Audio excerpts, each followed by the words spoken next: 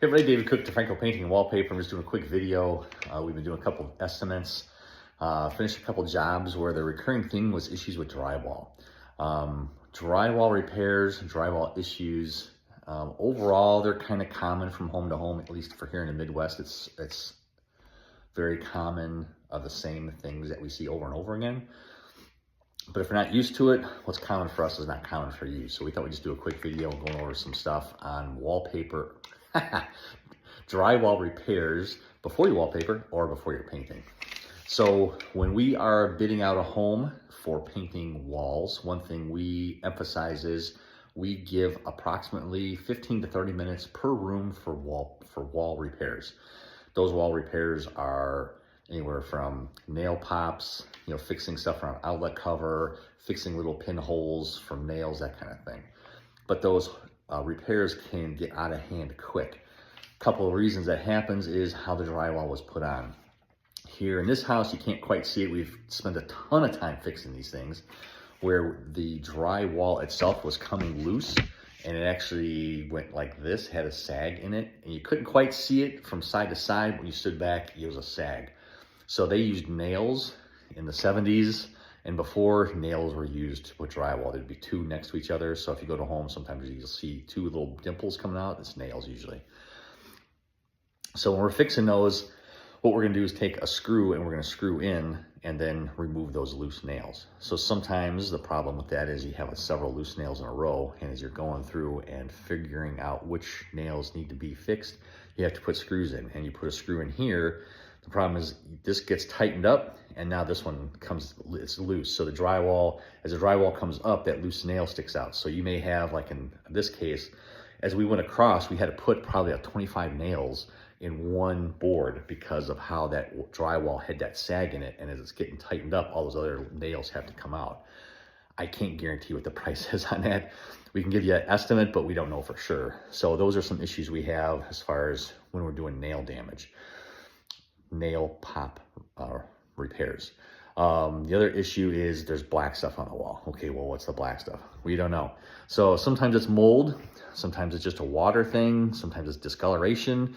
We just did an estimate where we painted a house a little while ago. We got called back because they actually had an abatement company come in, and come to find out there was a raccoon in their roof. So they thought it was water damage. It wasn't water damage. Well, it was water, but not the kind that comes from the sky.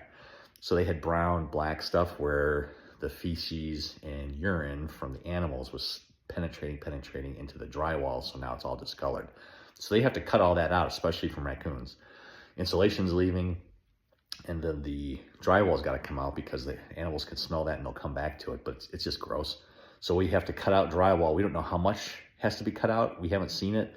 The abatement company's going to cut out. So they'd love to get a price. I would love to say it's going to cost $150, but I can't guarantee that for sure. So we can kind of give a range of what I think it's going to cost. I got to stick to my list, otherwise I'm going to go off the script here. Previous repairs are another issue. We don't know how someone else fixed drywall. And sometimes I'll tell you, I don't understand what people are thinking. We've seen where people put masking tape on seams. We've seen it where they put foam in the corner, they put caulk in a corner, and it starts cracking or it looks bad. We try to fix it, but we can't, and we have to actually cut out the previous repair in order to do the repair the right way. So things like that will cost extra money, and usually we can't give, that's not usually, we can't tell you how much. So that kind of stuff usually gets into, I keep saying usually, gets into a time and material type deal. Water issues, toilets, sinks, showers, second floor roofs. Water's a pain in the butt. Once you get it fixed, you're good, but it has to make sure the leak is done. And you'll know because it'll start turning almost like if you put tea on water, that dark brown, and it, all of a sudden it gets lighter. The lighter and more orange it gets, the more it's been sitting for a while. So if you know it's been fixed, there's no more leaks, you have like a lighter orange type color on there, we should be good to go. Usually those type of repairs, we don't have to fix anything per se. It's just screwing stuff back in, retaping stuff back in, and mudding. So that kind of stuff, we just put some oil or shellac primer on there, and then we go to town on painting. So those aren't too bad. But one thing about the water mold, if you get into it, kind of like with the abatement, you don't know what's behind there. So there could be some other issues behind the drywall that has to be fixed before we get at it. We had a job where they filled the wall with trash. And so we thought it was going to be a simple thing. They didn't know what the problem was because of the discoloration. And when we pull it off, it had trash in it. We don't know for sure, but it just happened to be the same area where the HVAC vent was. So someone had taken all their trash and thrown it down there when they were working on the home. It was pretty gross.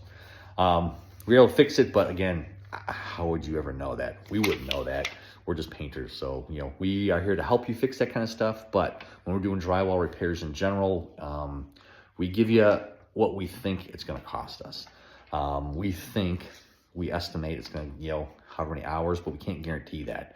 So we just want to make sure you know when you have people coming in to do drywall repairs, have some grace with that, because one thing leads to another, leads to another, leads to another, and it's got to be fixed. And, you know, it's not like we're trying to jack up the time because we have other jobs we want to go to. So when that stuff takes extra time, it actually it's a pain with our schedule because, you know, we have a schedule to keep. And so we're trying to make sure it's done efficiently as possible with least amount of cost incurred to you. So those are just some issues that we've seen here lately with drywall repairs. We just want to kind of do a video for you guys to kind of see, have some understanding of what we're seeing with drywall repairs and what you can expect for cost. Hopefully that answers it and I didn't add more confusion.